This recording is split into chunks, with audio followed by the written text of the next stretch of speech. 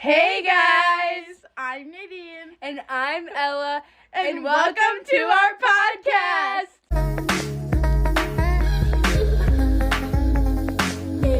Okay, so today on Mind the Bias, we're going to be talking about Ukraine!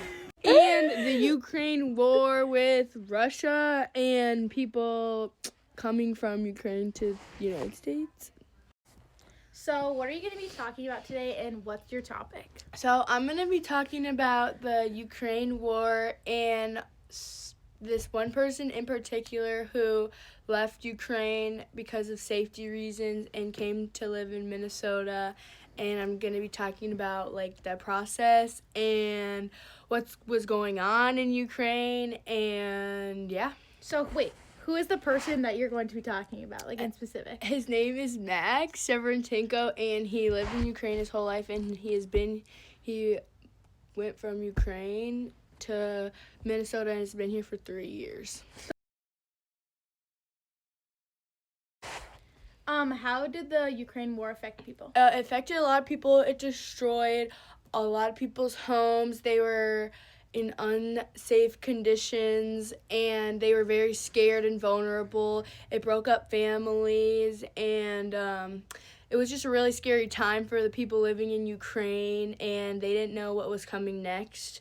So, and most of their houses got just bombed, and they just weren't able to live there anymore, so they had to resort to certain resources. So, how does this relate to you? This relates to me because, like I said, Max, he is a really close friend of mine, and he lived in Ukraine with his family, and his family decided that it wasn't safe for them to be there anymore, so his family reached out to the Hess family because they knew each other, and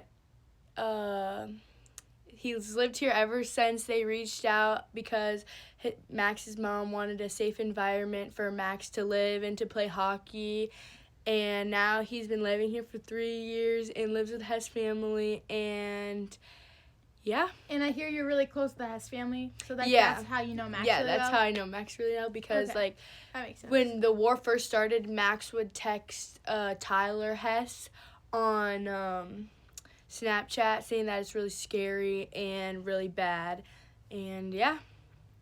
Thanks for sharing.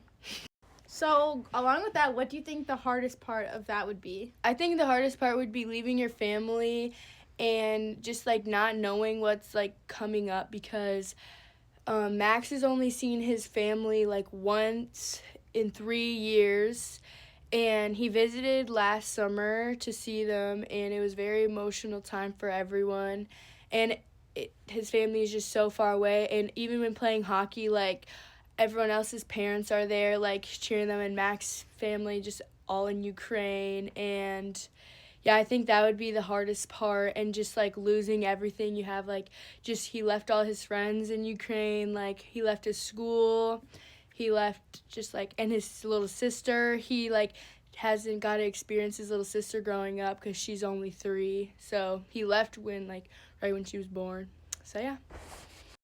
So, what do you think has changed from then to now? Well, obviously, I think the war has, died down a little bit, and the media has died down. At the beginning of the war, it was, very much talked about, and, we got a lot of perspectives from people, but now, since the war has kind of died down, people don't really talk about it as much, but Trump is trying to get all the Ukraine refugees out of the country and go back to Ukraine if they don't have a green card, so that's really scary because people could be deported at any time, so that's a lot different because at first we were trying to help Ukraine, and now we're just kicking them out of our country, I guess. And Max wouldn't know what to do if he was kicked out the country because his whole life is here now.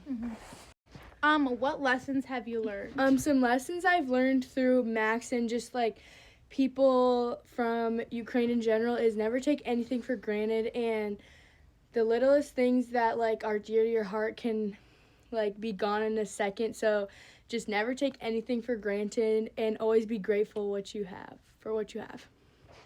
So how do you think this affects people in the long run? So in the long run, people probably have like trauma from this and like are like scared to go back to Ukraine from the people who like left from Ukraine to like wherever they are now.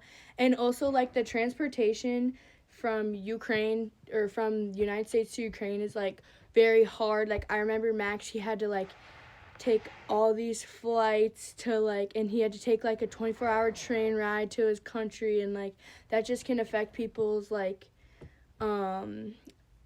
economically with like money and stuff, because that's expensive, and like just like people will face trauma, but also they would face adversity because like but also people's families can be split up. So yeah. So how did the Ukraine war start? So Ukraine was a part of a big country called the Soviet Union, and once the Soviet Union broke up, Ukraine became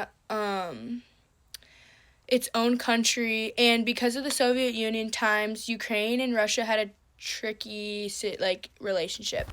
And people in Ukraine wanted to be their own country and make their own decisions and be kind of separate from Russia.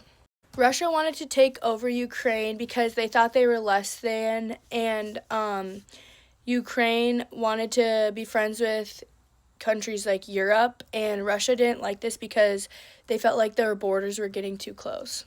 People started protesting and using the hashtag #StandWithUkraine. People in the United States felt for Ukraine and the people who had to flee their country. Bye. Thank you for listening.